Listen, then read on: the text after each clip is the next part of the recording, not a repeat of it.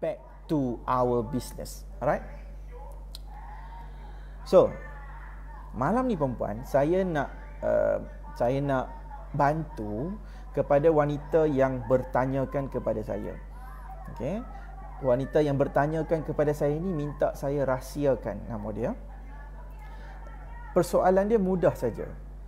Dia kata, "Tuan, boleh tak kalau buat live malam ni cerita tentang berdosakah isteri jika tidak merelakan suami berpoligami?" Dia kata, "Ush, tajuk ni macam berat aja, berdosakah kan isteri jika tidak merelakan suami berpoligami." So tajuk ni saya rasa macam dia lebih kepada macam persoalan yang patut dijawab oleh seorang ustaz, kan? Ustaz lah kan. Tapi ada kalanya mungkin dia ada kaitan dengan cerita poligami, cerita macam mana orang nak kita nak tahu kebenaran untuk poligami ni. Okey, adakah dia memang satu benda yang perlu untuk diberi kebenaran, okey, ataupun dia memang satu benda yang tak boleh nak dibantah. Okey. So, mungkin wanita ni pada saya dia kata macam benda ni penting untuk diri dia. Dia minta sangat-sangat untuk saya livekan, ceritakan benda ni supaya dapat bantu dia, okey, dan juga wanita-wanita yang lain yang mana ada isu suami dia especially cakap hang berdosa sebab menentang poligami. Siapa tak tahulah, saya nak tanya dulu kepada anda semua. Siapa yang ada isu macam tu? Ya, yang mana mungkin suami dia nak poligami, tapi dia tak bersetuju atas sebab-sebab tertentu, kemudian dia dituduh kata hang menentang Islam. Ada siapa-siapa tak kena macam tu? Cuba terang. Siapa angkat tangan? Cuba cerita. Saya tuan. Saya selalu kena macam tu. Dituduh sebagai penentang Islam, penentang poligami. Jadi orang yang ada dituduh macam ni mesti dia akan tertanya-tanya, berdosakah dia nak cerita tentang dia tak rela untuk berpoligami ni. Okey. So, siapa yang ada isu begini perempuan, selain daripada saya nak cerita berdosa ataupun tidak, okey, tapi saya nak cerita tentang bagaimana perkara yang perlu untuk kita tahu tentang poligami ni. Okey. Di Malaysia bagaimana situasi dia? Okey. So, cerita tentang poligami ni perempuan, kita kena ambil dulu masa zaman Nabi SAW dulu kan. Nabi sendiri pun berpoligami, okey. Tapi kita ingat satu perkara.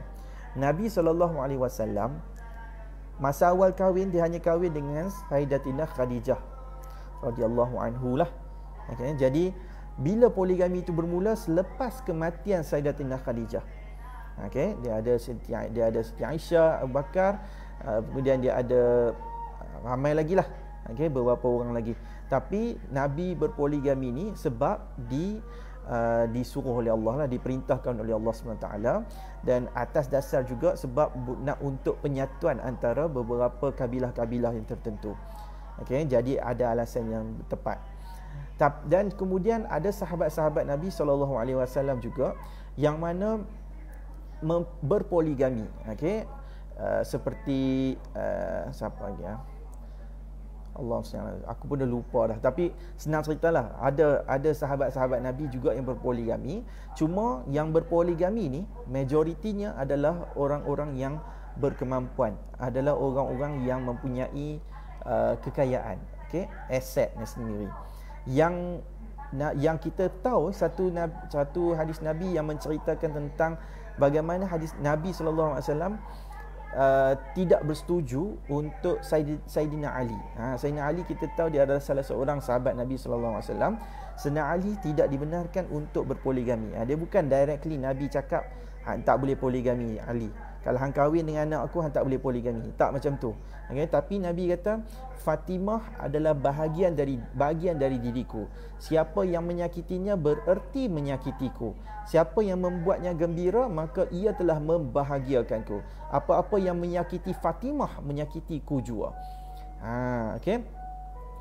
Nabi SAW kata macam tu sebab Nabi tak nak menantu dia Sayyidina Ali ataupun merangkap sepupu dia sendiri ni untuk berpoligami.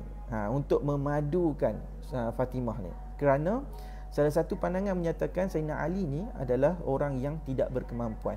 Cukuplah sekadar dengan dia berkahwin dengan Fatimah ni sahaja. Kat situ Nabi sebagai bapa mertua, Nabi sebagai seorang pemimpin, dia nak bagi tahu tentang syariat poligami ni secara tak langsung. Okey, so daripada cerita yang ni perempuan, ayat Allah SWT turunkan ayat Quran cerita tentang dalam surah An-Nisa ayat yang ketiga, dia kata, jika kamu bimbang tidak berlaku adil di antara isteri kamu, maka berkahwinlah dengan seorang sahaja. Okey, so kita ayat yang kita ambil ni adalah ayat yang jelas dalam Quran.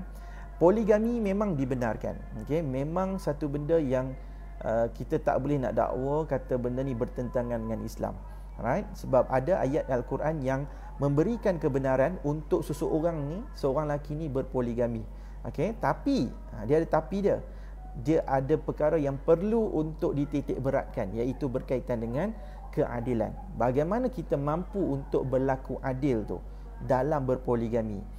Adil ni macam-macam sudut. Dan Allah SWT kata, kalau kamu tak mampu untuk berlaku adil, maka cukuplah dengan satu sahaja. Inilah perkara yang kita nak ceritakan kepada anda semua. Alright? Cerita tentang prinsip keadilan dalam berpoligami ni, bagaimana kita nak ukur dia, bagaimana kita nak menentukan keadilan supaya dibenarkan tu. Okey, sebab isu berkaitan dengan poligami ni perempuan, dia bukan menjadi satu kesalahan kalau kata seorang isteri ni dia nak menghalang suami dia ataupun dia nak menentang suami dia, okey, daripada berpoligami. Sebab isteri dia mungkin ada sebab yang boleh membantu kepada hakim, kepada orang lain, kepada bakal isteri yang suami ni tak berkemampuan, tak boleh nak berlaku adil. Okey, kalau anda rasa tajuk macam saya nak cakap ni tajuk yang berkaitan dengan kepanasan yang mungkin berlaku kepada diri anda, alright, share kan. Saya nak bagi tahu ni cerita berkenaan dengan poligami ni perempuan, cerita berkaitan dengan adil. Kalau seorang isteri menentang, okey, kalau seorang isteri ni tak setuju suami dia poligami, suami ni filekan permohonan poligami, kemudian isteri ni pergi ke mahkamah lawan sebagai responden, dia tak bersetuju, okey, dia tak boleh dikira sebagai salah perempuan. Sebabnya hak dia untuk dia bagi tahu, hak yang diberikan satu privilege, keistimewaan, kepada seorang isteri ni untuk datang kepada mahkamah dan memberitahu apa sifat yang tidak adil, apa yang kurang kepada perkahwinan dia yang sebelum ni. Sebab dalam Quran menyebut perkataan, dia kata, ayat Quran sebut kata dia, jika kamu bimbang tidak berlaku adil. So ayat Quran sendiri pun berkata perkataan bimbang. Bimbang. Ayat Quran sendiri kodekan perkataan bimbang. Jadi kalaulah bimbang ni tak ditunjukkan kepada mahkamah, tak ditunjukkan kepada orang ramai, bagaimana lelaki ni mampu untuk berlaku adil, macam mana kita nak tahu? Betul tak? Sebab kadang-kadang ada setengah lelaki ni, dia rasa macam dia mampu sangat. Dia rasa macam dia okey dah. Everything lah, macam dia kata macam semuanya dia dah provide. Tapi tengok-tengok ada benda yang dia kurang lagi. Ada benda yang dia tak kemaskan lagi. So benda itulah yang perlu untuk orang yang dalam fasa perkahwinan tu datang ke mahkamah dan bantu buktikan tentang kebimbangan yang berlaku kepada diri dia. Okay, that's why ayat Quran guna perkataan bimbang ni perempuan. Jika kamu bimbang tidak mampu untuk berlaku adil, maka cukuplah satu. Okay, so cerita tentang dosa ni, of course jawapannya seorang isteri dia takkan berdosa, takkan dikira sebagai berdosa kalau dia kata dia datang ke mahkamah, dia nak melawan suami dia ni tak dibenarkan untuk poligami, tak sesuai poligami, sebab ada benda yang dia bimbang boleh mendatangkan mudarat kepada diri dia ataupun kepada anak dia ataupun mungkin kepada bakal madu dia. Sebab mungkin ada setengah orang perempuan tahu, dia tak kisah kalau kata benda ni kehidupan dalam rumah tangga tu mungkin tak elok, tapi dia risau kalau orang lain jatuh ke terjerumus benda yang sama. So ada wanita yang macam ni, dia nak bantu wanita yang lain, kata hang jangan kahwin dengan lelaki ni, bukan aku tak mau bagi hang nikah dengan lelaki aku, tapi hang jangan termakan dengan kata-kata manis, kata-kata dusta dia tu.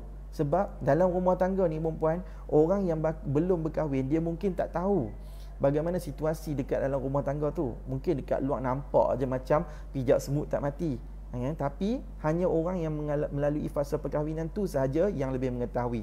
That's why ada orang dia sanggup, dia sanggup mempertahankan orang lain daripada menjadi mangsa. Ada orang dia kata apa pian nanti hang tahu lah, kan? Ada orang macam tu. So tak ada masalah apa. Yang penting sekarang ni matlamat wanita ataupun isteri yang nak yang nak cuba memberitahu kepada orang lain tentang kebimbangan dia tu, tidak boleh dikatakan sebagai satu kesalahan. Tak boleh dikatakan sebagai satu kesalahan, sebab itu adalah hak dia, privilege dia untuk dia bagi tahu kepada hakim mahkamah syariah. So benda tu tak boleh dikatakan sebagai dosa. Dosa akan muncul kalau katalah contoh ayat Quran kata poligami dibenarkan, poligami dibenarkan. Tapi lagi dia menentang, tiba-tiba dia kata mana ada. Dia tuduh kata mana boleh poligami ni dibenarkan, benda ni bertentangan dengan Islam. Contoh ayat tu mungkinlah tak kena kan. Alright? Ataupun dia kata dalam Islam ni tak ada poligami, yang ada hanya monogami saja, contoh dia. So dia bawa pun dalil pun kita pun tak tahu dalil mana dia bawa. So yang tu mungkin dosa lah, kita pun bawa benda yang bertentangan dengan hukum syarak. Cuma hukum syarak tak pernah pun mewajibkan lelaki untuk berpoligami. Dia hanya hukum dia harus sahaja untuk berpoligami ni. Dia boleh jadi harus, dia boleh jadi haram. Poligami ni, nikah ni dia boleh jadi haram juga perempuan. Haram macam mana? Haram kalau katalah nak poligami tu dengan orang bukan Islam, haram. Ataupun dia nak poligami tu, dia boleh mendatangkan mudarat kepada siapa? Kepada isteri sedia ada, isteri-isteri sedia ada, ataupun anak-anak. Kalau dia boleh mendatangkan mudarat, haram juga hukum dia kahwin. Ataupun kalau perkahwinan tu kalau perkahwinan yang dia nak berkahwin tu boleh mendatangkan kesakitan kepada bakal isteri. Contoh laki ni mungkin dia ada HIV, yang dia kahwin dengan wanita ni, dengan wanita pilihan baru dia ni, so mungkin wanita tu pula akan kena penyakit tu. Alright, so benda itulah yang menyebabkan jatuh hukum pada haram tersebut. Dia bukan hukum kahwin ni harus mata-mata. Kalau kata cukup rukun semua tu kan, everything is okay, sunat lah. Harus, sunat. Alright, so yang penting bab poligami ni adalah bab yang berkaitan dengan soal keadilan perempuan. So dia masuk kepada persoalan seterusnya. Ada orang tanya, masih lagi ada orang tanya kat saya, Tuan Fahmi, right? Perlukah nak kahwin ni, nak poligami ni, dapat kebenaran isteri pertama? Saya baru tengok cerita lama, mimpi suami tu masa kita tidur cap jari macam tu, mimpi cerita sign dan sebagainya. Benda tu wujud ke? Mungkin ada di kalangan anda yang pernah pergi ke mahkamah, dia tahu. Tapi ada orang dia tak tahu benda ni. Betul ke? Memang ada ke? Cap jari je lepas tu boleh lulus? Jawapan dia perempuan, dekat mahkamah syariah tidak ada pun istilah dapat kebenaran isteri pertama. Tidak ada perempuan. Tapi dia ada istilah kalau isteri pertama tu datang dan bersetuju mempermudahkan, yang tu dia membantu untuk mempermudahkan poligami saja. Ada perempuan saya dah pernah ada satu kes, kalau saya nak sharekan dengan anda semua. Saya ada satu kes tu, dia datang dan dapatkan consultation dengan saya. Dia cerita tentang dia dah tersilap. So dia seorang wanita yang kerjaya dia bagus lah, dekat negeri Pulau Pinang. Kerjaya dia bagus, kaki tangan kerajaan. Dia dikira sebagai seorang yang lewat berkahwin. Alright, jadi bila dah lewat berkahwin ni, pada satu ketika tu ada seorang lelaki yang dia kenal ni nak masuk minang dia lah. Jadi dia tahu kata lelaki ni mempunyai isteri. Alright, tapi disebabkan dia kata hati dia macam tertawan lah, sebab laki ni macam baik, pemakaian dia, perkataan dia, cara tutur kata dia, everything is macam lemah lembut lah. Okay, senang cerita macam tu lah. And then yang membuatkan dia rasa macam mungkin ni jodoh aku kot, dia kata macam tu kan. So isteri pertama laki tu datang kepada dia kata untuk masuk Minang kepada diri dia. So dia rasa macam oh okey lah kot, dah isteri pertama ni Minang. And then yang dia rasa macam kekok, okay? Rasa macam apa, ralat sikit adalah wanita ni dia kena masuk naik court jugalah. So dia kena naik, dia kata naik Mahkamah Tinggi Syariah Pulau Pinang lah. So bila naik Mahkamah Tinggi Syariah tu, yang mengejutkan adalah isteri pertama ni menjadi saksi. Dia kata saya sokong, sebab dia terkejut. Dia kata isteri pertama datang dan sokong sungguh-sungguh, kata saya sokong suatu patut suami saya ni poligami. Dia macam excited. So dia rasa macam biar betul dia ni. Faham tak perasaan tu? Okay? Mungkin ada orang yang dia tak kisah sangat kan? Tapi dia nampak over excited, dia kata. Dekat dalam mahkamah dia kata macam dia ni bagi kesaksian pun macam sungguh-sungguh kalau boleh cuba mempercepatkan perkahwinan tu. So laki dia pun macam buat macam biasa je. Tapi sebabkan wanita ni bersungguh-sungguh tu, dia rasa macam pelik sikit kat situ. And then after that, diorang pun kahwin, dah dapat kahwin dan sebagainya tu. Kemudian nak jadi cerita, isteri ni dia kena buat loan. Okay? Dia buat loan, kemudian dah dapat loan dan sebagainya kan. Dah dapat pinjaman untuk duit bisnes katanya. Dia tak kisah tau bab makan minum semua, sebab dia okeynya cuma sebabkan orang mungkin dia dah lewat perkahwinan, dia rasa macam tak apalah, yang penting ada orang lah bersama dengan dia. So dia pun kata tak kisah benda tu. So dia tolonglah bantu suami dia kata dengan niat untuk bantulah. So dia buat pinjaman untuk perniagaan laki dia.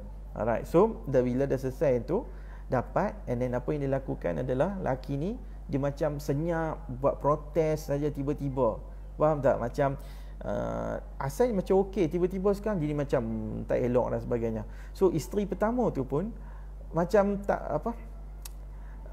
tak bagi respon yang baik lah lepas tu. Dia macam senyap lah. Kalau tidak sebelum ni bukan main sokong kan. And then tiba-tiba laki tu lapaskan cerai. Okay, so laki tu lapaskan cerai. And then apa yang berlaku adalah rupa-rupanya mereka ni berpakat. Suami dengan isteri ni sebenarnya berpakat untuk nak mempergunakan isteri yang kedua, isteri yang baru ni untuk buat pinjaman, untuk nak clearkan hutang sedia ada sahaja. So boleh pakat perempuan. Yang ni bukan cerita yang main-main perempuan. This is a serious case yang saya pernah dengar cerita sendiri. Okay, so wanita ni dia kata dia tak puas hati dan kemudian dia plan untuk nak tuntut tuntut mut'ah dan everything lah. So kita pun bagi consultation, it's okay, boleh tuntut semua dan sebagainya. Alright, cuma dia tak boleh expect lah nak dapat mut'ah tu tinggi. Dan kalau dia nak tuntut hutang pun mungkin ada problem, macam pernah saya kongsikan tentang nak tuntut hutang tersebut. Okay, so that's why perempuan kadang-kadang poligami ni ada sebabnya tertentu. Okay, ada benda yang kita kena cuba untuk siasat. Okay, tak salah. Okay, tak salah untuk nak poligami tu. Cuma kalau boleh dia ada tempoh untuk kita kenal, ada tempoh untuk kita tenangkan keadaan, right? Sebab ada orang kadang-kadang dia ada hajat ataupun dia ada niat yang tertentu. Kalau ada niat yang baik, dia mungkin ada yang baik. Okay? Tapi ada juga yang niat jahat, dia mungkin ada niat yang jahat. Okay? So dalam cerita yang saya terima, yang saya dapat ni adalah salah satu cerita yang menunjukkan kata sepatutnya inilah yang dikatakan hukumnya haram untuk poligami atas sebab nak ambil kesempatan. Okay, so yang ni cerita yang saya dengar sendirilah daripada orang tersebut.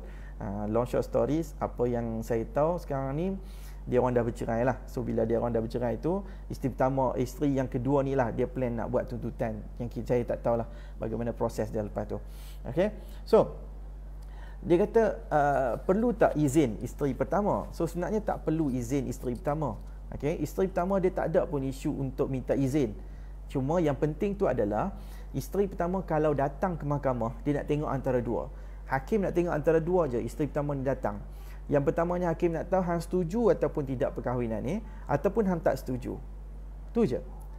Setuju ke tak setuju? Kalau isteri pertama ni setuju, okay, that means ada tanda-tanda ataupun pembuktian secara tak langsung nak mengatakan yang laki ni dia dah provide everything. Tu je. Dia mungkin tak boleh menjadi bukti directly perempuan, tapi disebabkan isteri pertama ni tak ada membantah, tak ada benda yang dia bimbang, okay, so dia pun datang dan bersetuju untuk membenarkan suami dia berpoligami. So dia dah menjadi satu tanda yang menjadi satu tanda kepada mahkamah yang suami dia ni adalah seorang yang boleh berlaku adil sebab tak ada penentangan. Okay? Tapi kalaulah isteri pertama ni datang, okay, dia bagi tahu kata tak bersetuju, maksudnya ada benda yang mahkamah nak tahu. Okay? Kenapa tak bersetuju? Ada apa-apa kekurangan tak dalam perkahwinan tu? Itu je sebab dia. Okay? Jadi perlu ataupun tidak setujuan isteri pertama? Jawapannya, kalau katalah kan suami ni dapat buktikan kata dia gaji banyak, dia okey, dia everything is fine, alright, so nafkah anak bagi, semua dia bagi dan sebagainya, cuma mungkin disebabkan isteri pertama ni tak merelakan lah, dia tak setuju nak berkongsi madu ni sebenarnya. So yang tu mungkin mahkamah tak boleh nak terima lah alasan tu. Okay? Mahkamah tak boleh nak terima alasan tu. Kalau kata suami ni provide everything, nafkah, rumah, tempat tinggal, makan minum semua, anak-anak semua sekolah, semua okey, pendapatan semua pun cantik, tak ada isu pun. Okay? So tapi kalau kata isteri pertama datang nak menentang poligami tu hanya sebab hati je, hati dan perasaan tu saja, mungkin mahkamah tak boleh nak terima. Okay? Mahkamah tak boleh nak terima benda tu sebab suami dah provide everything. So kalau kata isteri pertama ni tak setuju, so dia boleh buat tuntutan yang lain. Nama dia yang dicadangkan adalah fasah lah. Kalau dia ada rasa macam benda tu boleh mendatangkan mudarat kepada perkahwinan dia. Tapi kalaulah kita datang ke mahkamah, anda sebagai isteri datang ke mahkamah bagi tahu kata suami ni tak provide nafkah, rumah pun saya yang bayar, bil api, bil air, semua saya bayar. Contoh, bab makan minum anak pun saya yang tanggung everything. So macam mana yang kita nak benarkan dia poligami? Bukankah boleh mendatangkan mudarat kepada saya dan juga anak-anak? Itulah yang kita kena buktikan. Okay? Sebab tu kalau isteri pertama datang ke mahkamah, ceritakan tentang kemampuan seorang suami. Okay? Sebab dalam dalam mahkamah perempuan, permohonan poligami ni dia perlu untuk mahkamah siasat beberapa perkara. Okay? Antaranya adalah mahkamah nak siasat tentang tanggungjawab dia sebelum ni. Bagaimana dia boleh memberikan keadilan sebelum ni. Anak ada tak yang diabaikan? Ada tak benda yang suami ni tak provide? Ataupun apa lagi ya? Mungkin kan ada orang dia nak apply untuk isteri ketiga. So isteri yang pertama dengan kedua ni sebelum ni macam mana? Dari sudut giliran okey ataupun tidak? Semua benda tu adalah satu benda yang perlu untuk mahkamah tahu. Okay? Dari sudut kemampuan, macam mana pula dari sudut kerja dia, pendapatan dia macam mana? Cukup tak nak menyara kehidupan kalau kata 5 tahun akan datang dan sebagainya. So benda ni kita kena betul-betul perincikan. Sebab itulah penting untuk isteri pertama datang. Saya selalu nasihatkan perempuan, kalaulah seseorang isteri ni dia dapat kepada dia saman tuntutan poligami yang mana suami filekan, anda janganlah terlampau bersedih sampai nak protes. Okay? Sampai nak protes apa? Protes tak mau pergi ke mahkamah. Okay? So datanglah ke mahkamah syariah. Kalau dah dapat saman tu, datang ke mahkamah syariah. Anda boleh tahu. Okay? Tapi kalau katalah kan ada penipuan yang mana mungkin suami ni dia pandai nak ambil helah, dia bubuh alamat lain. Okay? So benda ni anda kena bagi tahu kepada mahkamah. Kata ada penipuan dan sebagainya ni, benda ni dia boleh menyebabkan kepada penghinaan kepada mahkamah, memberi maklumat yang palsu perempuan. So orang yang memberikan maklumat yang palsu, dia adalah melakukan satu jenayah. Okey, jenayah di sisi undang-undang syariah. So dalam dalam perkara yang berkaitan dengan penipuan, benda ni kita takkan bersetuju, puan. Even saya percaya mahkamah syariah pun takkan pernah bersetuju untuk orang yang cuba nak menipu dalam poligami. Okey, so kalau ada isu macam ni, kena laporkan kepada penguatkuasa agama. Okey, laporkan kepada mahkamah bahawa ada berlaku penipuan alamat. So jangan main-main kalau kata nak bagi alamat yang palsu. Saya pernah dapat orang tanya kat saya, tuan, boleh kira tak suami ni nak apa? Suami saya nak poligami, okey. Saya nak poligami tapi saya tak mau bagi isteri pertama tahu. Saya kata, sorry tuan, okey, sorry cik. Cik bagilah macam mana sekalipun, saya takkan boleh buat macam tu. Saya tak boleh buat macam tu sebab dia boleh menjejaskan reputasi kita dan dia boleh dianggap sebagai kita menipu mahkamah. Menipu dosa satu hal lah, okay? Tapi dari sudut perlakuan tu boleh dianggap sebagai orang yang melakukan jenayah. Okay? So kalaulah kita dah dapat saman tu, datang ke mahkamah dan bantulah hakim untuk buktikan tentang kemampuan suami tersebut. Mampu tak orang yang nak poligami ni berpoligami? Dari sudut makan minum kita sebelum ni macam mana? Makan nafkah yang kita dapat, okay? Nafkah batin kita. Kalau dari sudut macam layanan dia, percakapan dia, okay, kasar ke baik dan sebagainya, semua benda tu kita nak tahu. Lagi satu, kenapa kita kena datang ke mahkamah? Sebab ini peluang untuk anda dapatkan perintah, perempuan. Okay, dapatkan perintah berkaitan dengan nafkah. Kalau orang lain, perempuan, tak dapat nafkah, dia nak kena buat saman tuntutan nafkah tau. Okay? So ini peluang untuk orang yang nak dapat nafkah. Dia boleh minta berapa perintah nafkah sebulan. Hampa boleh minta time tu 1,000, 1,500, 2,000. Okay? So kita minta dan benda time tu biasanya akan dia approve terus. Nafkah anak time tu boleh approve terus berapa kita nak seorang, sebulan, setahun, macam mana. Okay? Kemudian yang paling penting sekali, kita terus boleh minta harta sepencarian, perempuan. Saya cukup tekankan benda ni. Okay? Sebabnya anda kena ingat satu perkara.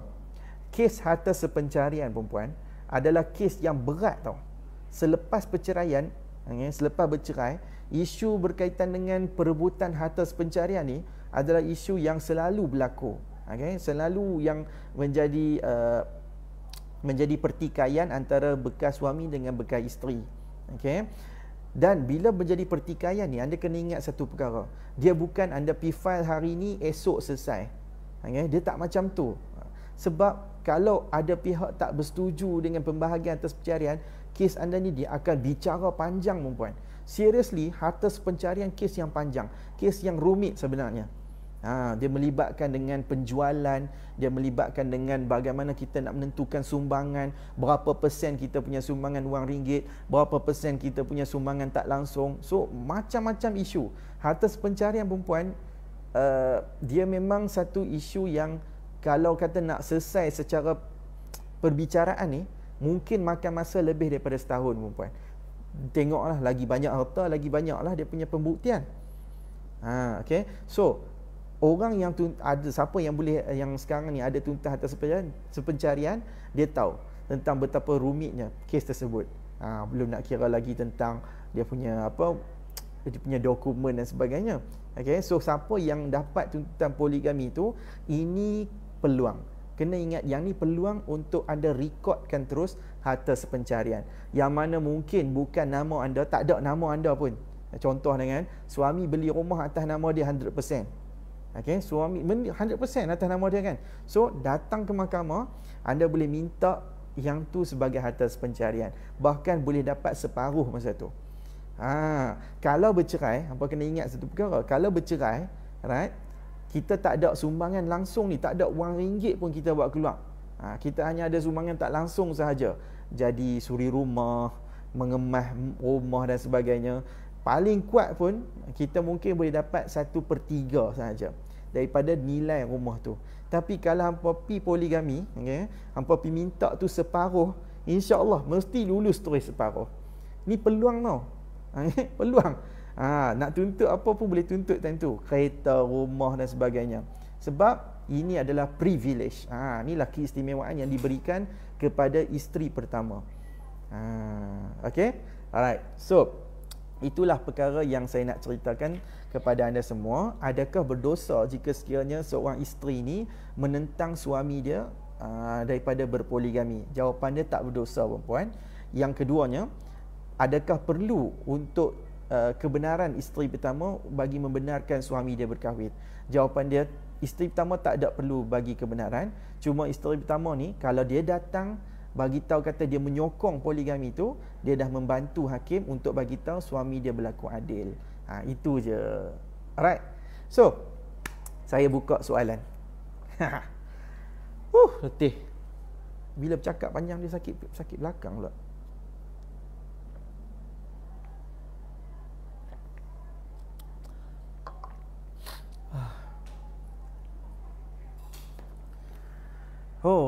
Saya dapat 100 star. Thank you siapa yang bagi 100 star.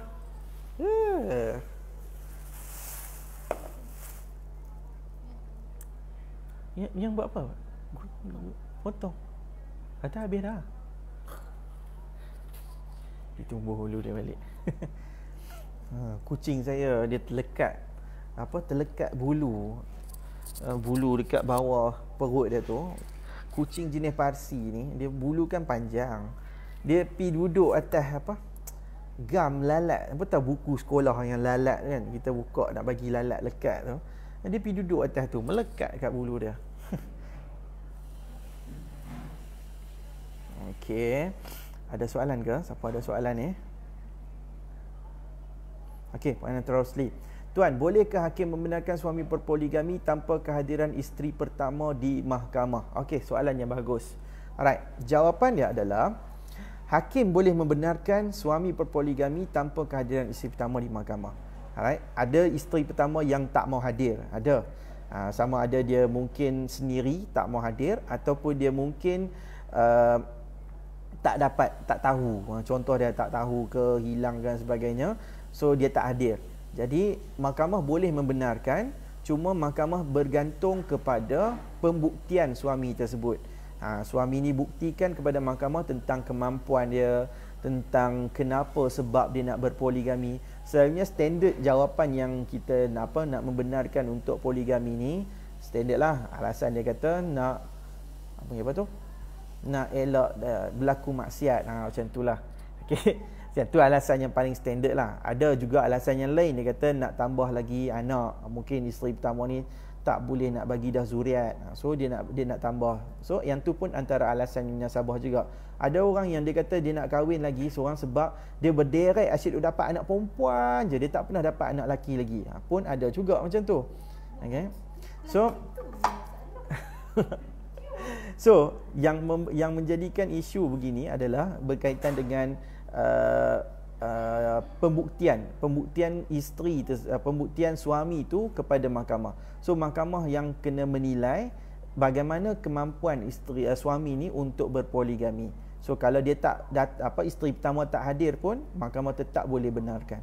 Tak ada benda yang menghalang, jadi tak ada lah benda yang nak dikatakan tidak boleh poligami laki ni. So kalau isteri pertama datang, mahkamah nak tanya je lah, setuju tak setuju. Okay, kalau setuju maksudnya everything is okay. Kalau dia tak setuju maksudnya something is wrong. Rohaizah Kamis, menentang tak berdosa ya. Menentang suami tak dibenarkan poligami, ya tak berdosa. Tapi kalau menentang poligami dalam Islam, yang tu lain. Dia dua benda yang berbeza tu. Okey, lawa biru ni baju raya tahun bila ni lupa dah. Baju raya lama dah ni. Tapi jacket lah. Sedap, saya suka pakai. Sesuai pula baju biru dengan saya kan. Aduh. Jangan puji lebih-lebih. Pujilah lebih-lebih. Siapa lagi nak puji kalau bukan dia sendiri? Nur Jannah, actually nak pesan kat hati ni, jangan ambil tahu sangat pasal poligami ni secara langsung, jadi doa kat diri sendiri. Better kita love ourselves first. Tak rela dimadu, just lepas. So penting bagi kaum wanita mendiri, berdikari. Contoh ambil lesen kenderaan, ajar anak-anak perempuan kita tentang hidup. Nak kahwin esok, buat surat perjanjian. Better than nothing. Zaman sekarang zaman maksiat banyak, maaf cakap, but it's true. Saya bab lain semua ni saya setuju. Cuma anak kita nak kahwin esok buat surat perjanjian. Buat surat perjanjian ni saya nak tekankan sikit. Okey. Anda kena ingat satu perkara. Perjanjian yang kita nak buat, okey, Puan Nurjana, perjanjian yang kita nak buat ni melibatkan apa? Kalau perjanjian ni nak melibatkan dengan satu benda supaya dipatuhi. Contoh kita kata apa tadi, nak kahwin esok buat surat perjanjian. Okey. Surat perjanjiannya adalah contoh taklik taklik nikah pun dikira sebagai perjanjian. Faham tak? Lepas kita akad nikah kan, suami akad nikah, jika sekiranya aku meninggalkan isteriku selama 4 bulan qamariah berturut-turut, ingat yang tu nama dia taklik. Okey, surat taklik. CJ nikah tu ada taklik. Taklik ni maksudnya janji. So maksudnya surat perjanjian jugalah tu. Okey. Taklik ni kalau dia ada janji, at least kalau langgar, dia kata kena bawa pergi ke mahkamah syariah untuk dibuktikan, untuk nak cerita tentang pelanggaran tu berlaku ataupun tidak. Okey. So benda tu ada, kita panggil apa? Ada benda yang boleh dikuat-kuasakan. Kalau kata langgar, macam mana macam mana kita nak buktikan? Okey. Tapi kalau orang yang buat perjanjian di luar mahkamah buat sendiri-sendiri, anda kena ingat satu perkara. Siapa nak kuat-kuasakan benda tu? Mahkamah syariah mana ataupun mahkamah mana nak berkuasa? Kita kena ingat perjanjian ni dia bukannya perjanjian ikut suka hati. Kalau kita buat perjanjian bab hutang, okey, suami isteri, kalau kata melanggar benda tu, macam contoh suami buat perjanjian pinjam duit dengan isteri. Jadi kita buat perjanjian macam tu, senang untuk dibuktikan bagi kita buat tuntutan hutang. Tapi katakanlah kalau kita buat perjanjian kawan dengan kawan, kita pinjam dengan kawan. So kalau kata langgar perjanjian tu dekat mahkamah mana? Mahkamah sivil. So mahkamah sivil nak dengar tak tuntutan kita tu? So kena ingat, perjanjian ni dia bukannya macam perjanjian rumah sewa, perempuan tahu. Perjanjian rumah sewa mungkinlah buat sedia macam tu, apa picop je sumpah, bubuh stamp hasil, settle. Tapi kalau bab perjanjian dalam rumah tangga, buat perjanjian luar mahkamah, let's say lah kan, janji tak bagi nafkah, tak curang dan sebagainya. So kalau curang apa berlaku? Contoh selalu orang buat, dia kata kalau curang jatuh talak. Okay? Yang tu dah dikira sebagai bercerai di luar pada mahkamah. Jangan main-main benda ni. Saya selalu nak tekankan sebab ramai orang buat kesilapan macam ni. Dia buat perjanjian luar mahkamah, dia picop surat sumpah, kemudian dia main tunjuk kat kita. Saya pun kata perjanjian ni tak valid, tak ada apa pun yang boleh mengikat, melainkan perintah mahkamah. Okey. So, saya cakap ni sebab saya nak pesan, okay? Saya tak marah siapa-siapa, cuma saya nak pesan, jangan buat perjanjian luar mahkamah kalau kita tak tahu apa efek kepada benda perjanjian tersebut. Okey. Alright. Ala Najla, Tuan Fahmi, benar ke kalau nak daftar pernikahan di sini ada tarikh expired? Okey. So maksudnya orang yang bernikah di luar negara, okey, cerita sempadan Thailand ke, okay, di Indonesia ke, di mana-mana, okey. So balik mai ke Malaysia tak buat pendaftaran lagi, tak buat pengesahan nikah lagi. So ada tarikh expired tak? Jawapan dia tak ada tarikh expired. Okey, tak ada tarikh expired.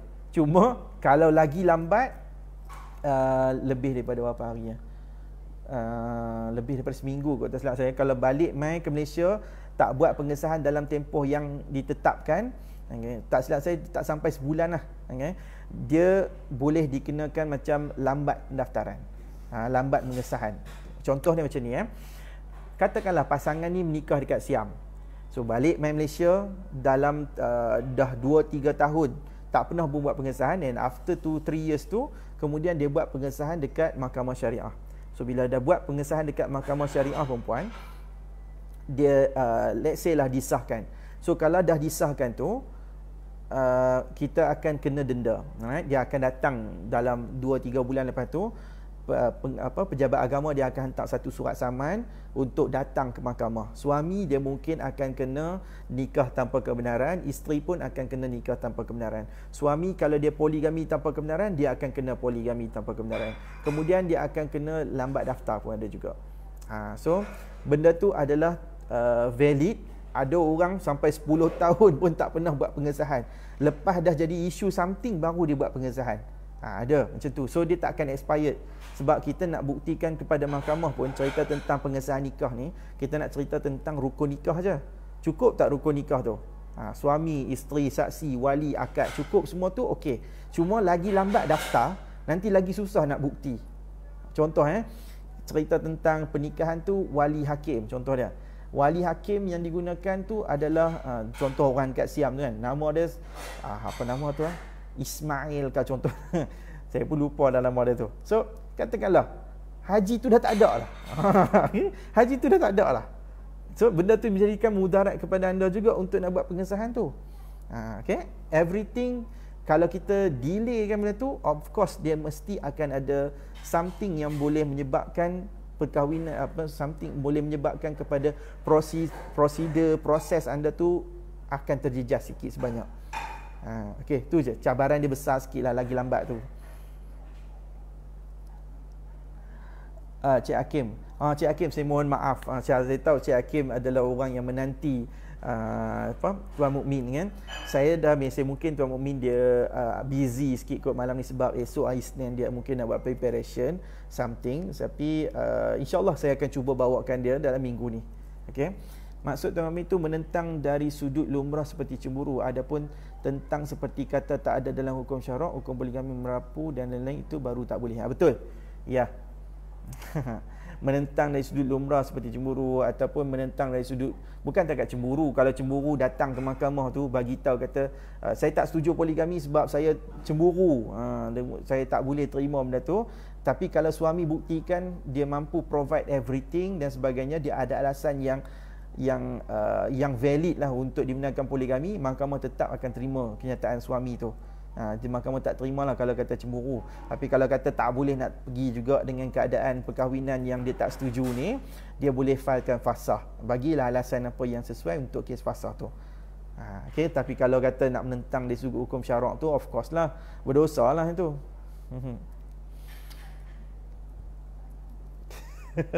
Saya ada soalan tuan peguam yang berkilat rambut. Jangan jealous. Saya pakai pomade.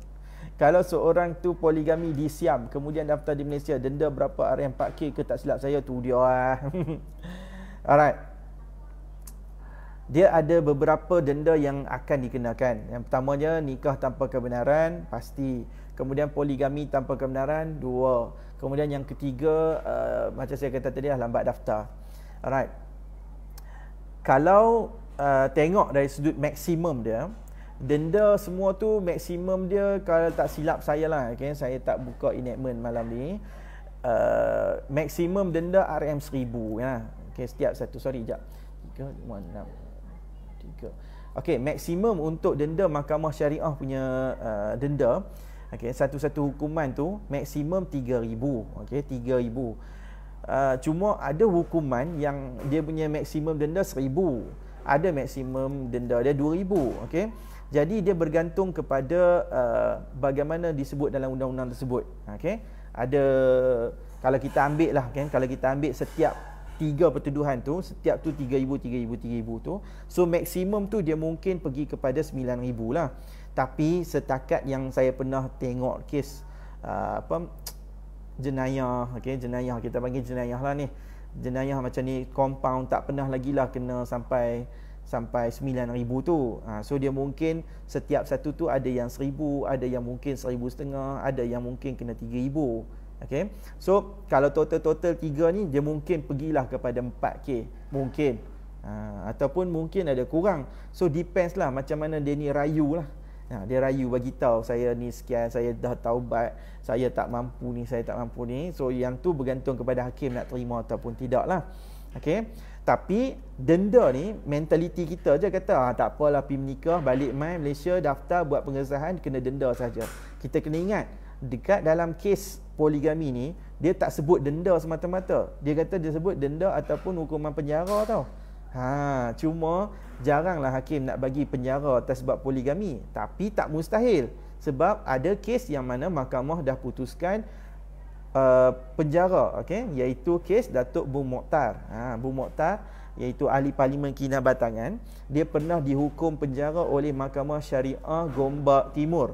Okey, Gombak Timur jatuhkan hukuman masa tu hakim tu jatuhkan kata dia pati bersalah dan poligami tanpa kebenaran tersebut menyebabkan dia dihukum penjara selama, kalau tak silap saya penjara selama seminggu, tak pun sebulan, saya pun lupa antara seminggu ataupun sebulan. So dia dihukum penjara perempuan. Sebab kalau takat denda maksimum dia 3,000.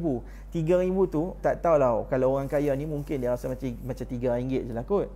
So kata benda ni tak valid. Satu sebab nilai tu tak cukup bagus lah. Okay? Dari sudut apa lagi? Kalau dari sudut perlakuan, sebab melakukan pernikahan di luar daripada Malaysia tanpa kebenaran daripada mahkamah, tanpa kebenaran daripada kerajaan, so benda ni boleh dikira sebagai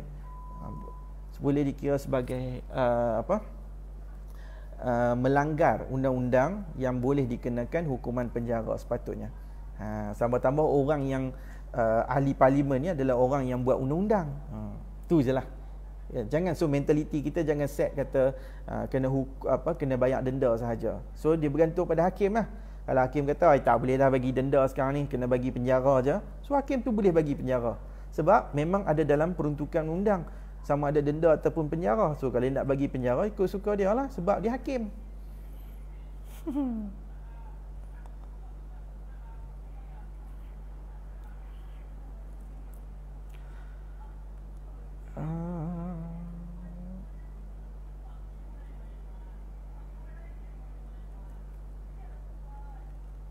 Saya akan selalu follow Tuan Amin. Saya perasan kalau ada orang poligami luar daripada Malaysia dengan kata langgar undang-undang, Tuan Amin punya cukup marah. Betul. Saya marah perempuan. Saya marah bukan kat lelaki tu, tapi sebab saya marah kat lelaki tu sepasal lah kan. Tapi saya marah kepada orang perempuan juga. Sebab hampa dah tahu benda tu hampa yang akan tanggung nanti.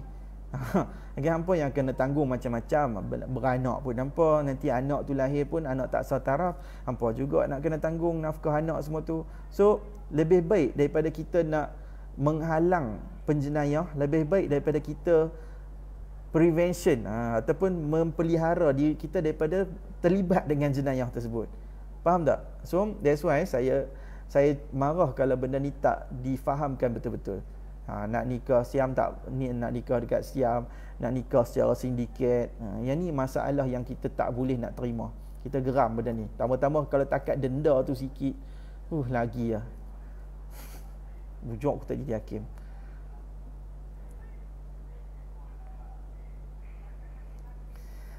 Tuan, kalau nak bagi nafkah batin pun terketak-ketak, tapi nak poligami. Aduh, terketak-ketak tu kena tahu apa maksud dia. Okey.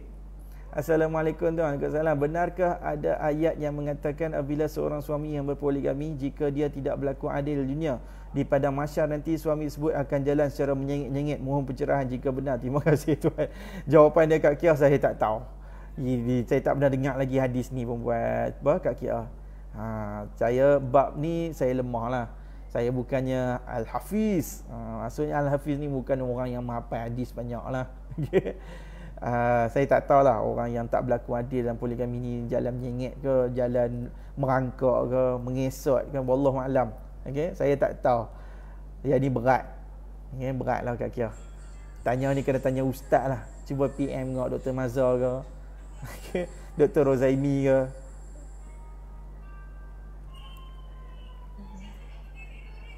Saya faham bab poligami, ianya mesti best sebab dapat kawan. Ada setengah bagus, ada setengah orang yang dia memikirkan begitu. Okey, ada, tapi kalau ada orang yang tak boleh terima, kita tak boleh nak menyalahkan dia.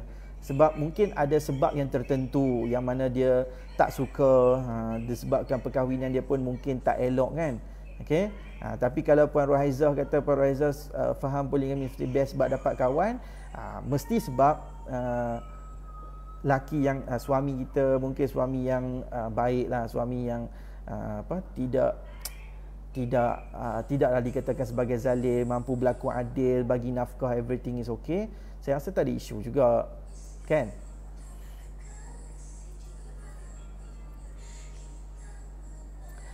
Shima Azizi, tuan, kenapa pernikahan disiam apabila nak buat pengesahan mahkamah tak soal kemampuan suami, cukup sekadar rukun nikah lengkap, maka isteri pertama tak dapat surat saman, nanti ada pengetahuan menginginkan nikah tersebut. Okey, sebabnya Puan Shima, tuntutan tu pun nama dia permohonan pengesahan nikah, nak mengesahkan nikah perempuan.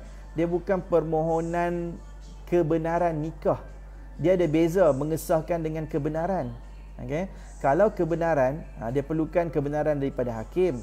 So kalau kebenaran daripada hakim, of course hakim nak siasat tentang kemampuan dan sebagainya, sebab itu yang ada dalam undang-undang dan selari dengan hukum syarak. Tapi kalau kata mengesahkan nikah, of course nak mengesahkan tu kita nak kena rujuk kepada rukun nikah.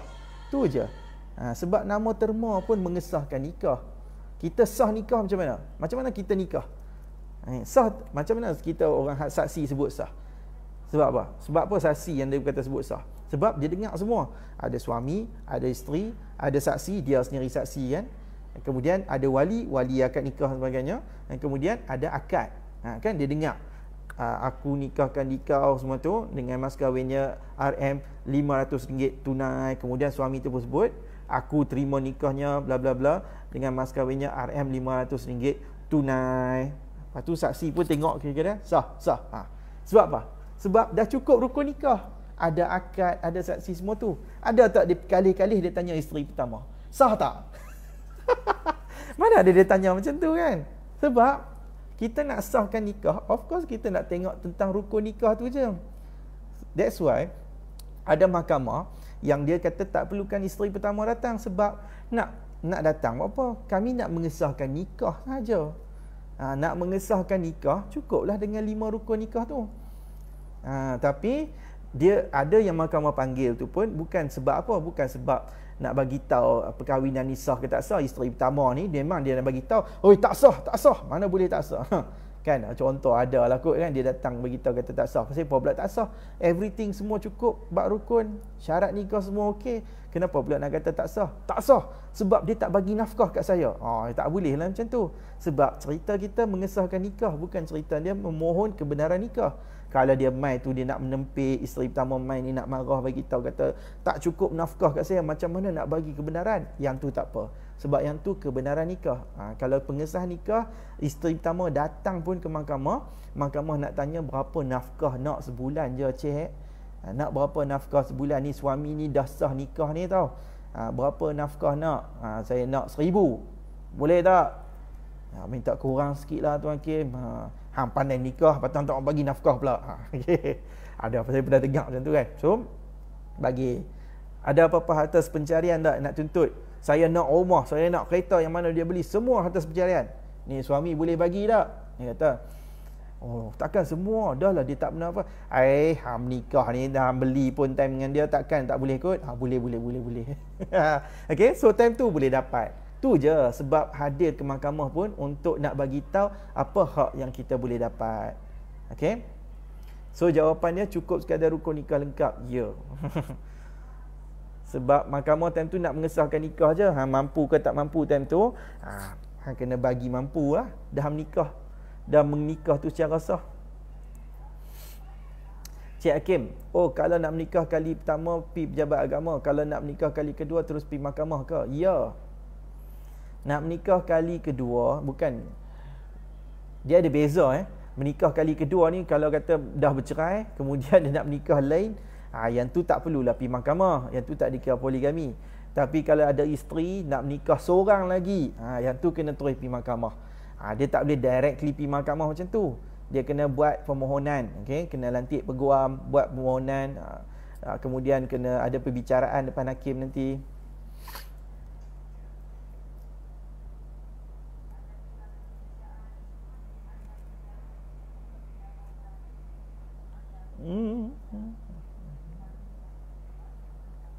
Haiza, jika pihak perempuan ada wali bapa masih hidup, kenapa perlu akad nikah disiam dan ada kenduri sebelah pihak perempuan saja? Boleh tuan terangkan?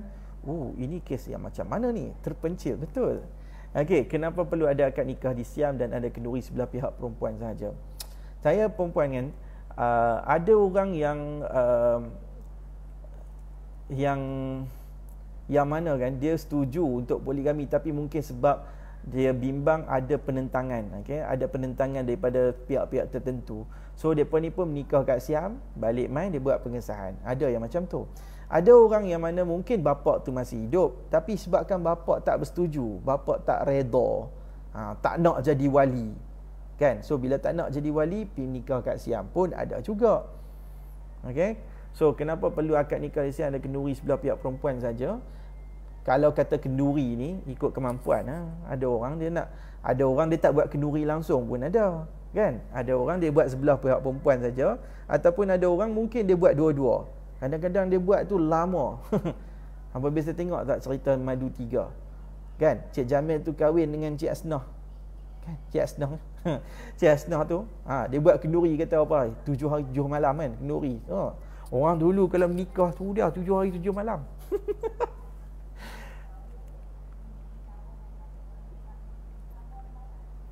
Ui, panjangnya soalan. Panjang ni, betul ke soalan ni?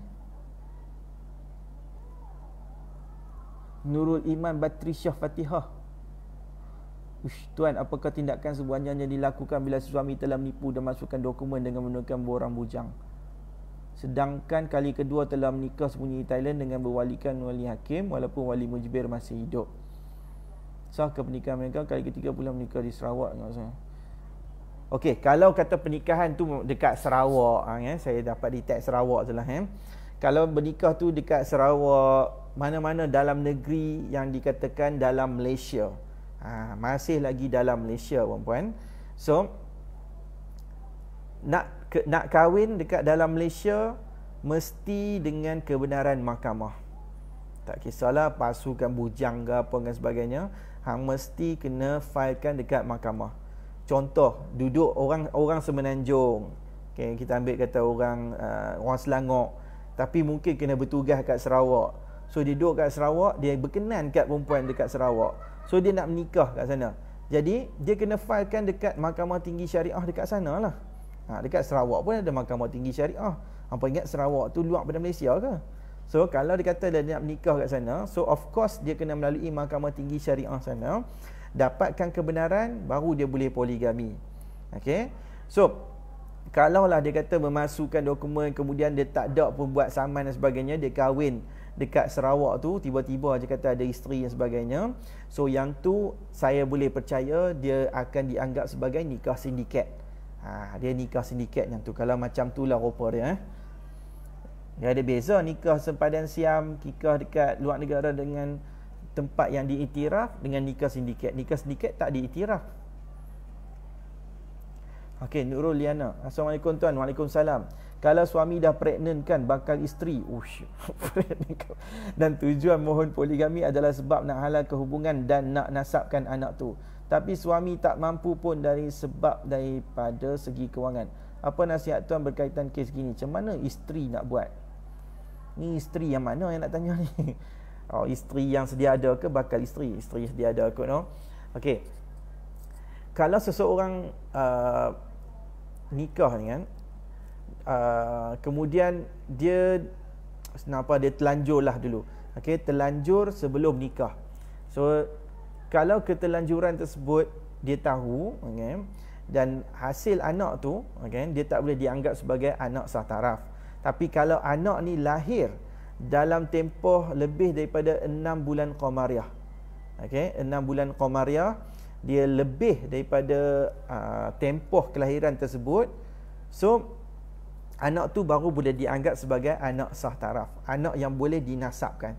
Tapi kalau katalah dah pregnant pun dah berapa bulan dah, 4 bulan, 5 bulan dah kan, kemudian tiba-tiba kemudian kalau dah masuk 5 bulan pregnant, kemudian pregnant berapa bulan? 9 bulan kan, 5 6 7 8 9, so lebih kurang 4 bulan lagi, lepas tu tiba-tiba dah bersalin. So tak cukup lebih 6 bulan Qamariah contohnya. So tak bolehlah kita nak nasabkan anak tersebut sebagai anak sah taraf kepada lelaki tu. Menikah pilah macam mana sekalipun, nak poligami ke, mungkin cerita ni tak poligami ke, tak boleh, sebab anak ni dah dikira sebagai anak tak sah taraf.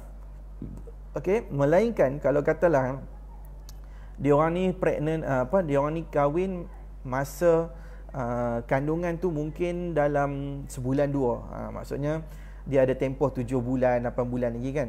So kalau kata dah kahwin masa tu, kemudian pada malam pertama tu bersetubuh dan dia yakin masa dia bersetubuh tu baru dapat anak tersebut. So anak tu kalau lahir baru boleh dianggap sebagai anak sah taraf. Anak yang lebih, yang penting point dia, nak isytihar anak ni sah taraf ataupun tidak, dia mesti lahir lebih daripada 6 bulan qamariyah, 2 lahzah. So apa yang tak mampu dari segi kewangan kan, yang tu cerita lain. Kalau kata kahwin ni sebab tajuk ni cerita lain. Soalan tu mula-mula kata cerita tentang nak halalkan hubungan. Nak halalkan hubungan, kahwin lah. Tapi anak tu still tak boleh dinasabkan lah kalau kata lahir kurang daripada 6 bulan qamariyah. Okay, tapi suami tak mampu, kalau dari sudut kewangan tu tak mampu, so yang tu kalau dia akan mendatangkan kesukaran dari sudut permohonan poligami saja. So kalau dari sudut permohonan poligami tu, dia mungkin sukar nak dapat pelepasan lah daripada mahkamah. Okay. So macam mana isteri nak buat? Kalau isteri yang berlaku benda ni kan, dia tahu kata suami dia jadi macam tu, so pada saya lah kan, isteri sedia ada tu kalau boleh bagi pelepah kahwin dulu, bagi dia puan pelepah kahwin. Kemudian lepas tu tengoklah, kalau nak filekan fasah ke dan sebagainya, anda bolehlah buat macam tu. Terpulanglah, ikutlah apa isu yang sesuai.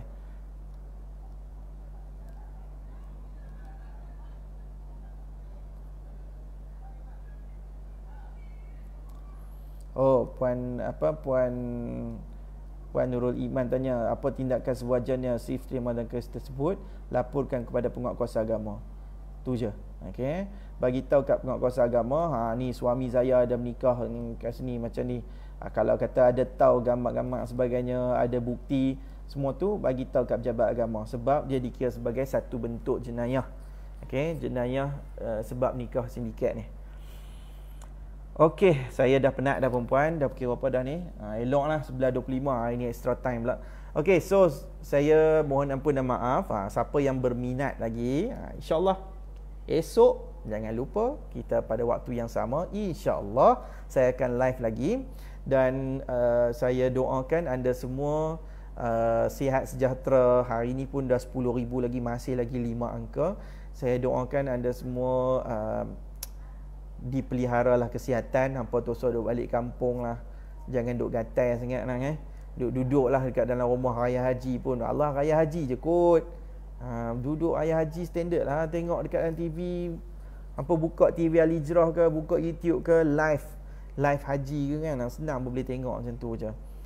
Tak payah nak tak payah nak syahdu sangat lah, kan? Duduklah kat rumah tu baik raya haji semua ni. Okey, itu saja daripada saya. Saya mohon ampun dan maaf. Pada malam ini cukup sampai sini saja. Siapa rasa macam perkongsian saya ini bermanfaat, anda boleh sharekan. Alright, thank you semua. Saya nak berehat dah. Okey, itu saja daripada saya. Wabillahi taufik wal hidayah. Wassalamualaikum warahmatullahi taala wabarakatuh. Jumpa esok malam. Bye bye.